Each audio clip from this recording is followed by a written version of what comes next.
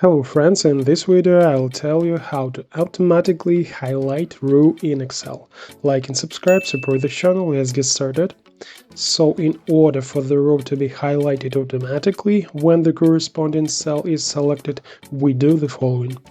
Select the range in which the row highlighting will work.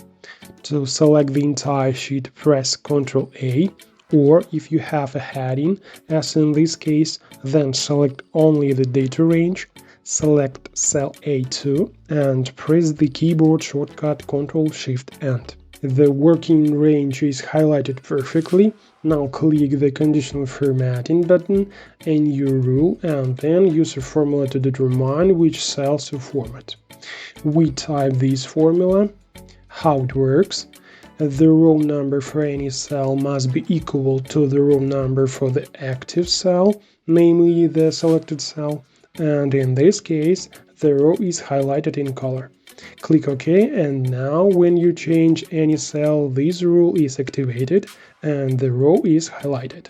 But this doesn't suit us. We need the row to be highlighted automatically.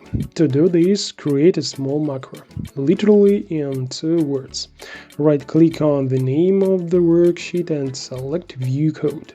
In the window that opens, click on the General field and select the worksheet. Next, type the macro code in the second line, and when the code is typed, close the Visual Basic window. Now when any cell is selected, its row will be highlighted. That's what we need. And for the macro to work, you need to save the Excel file in a specific format. Click File, Save As, Browse, and in the Save As type list, select the file type Excel Macro Enabled Workbook. Click Save, and when you run such a file for the first time, Excel will ask you to turn on the macro once. Click Enable Content and enjoy life.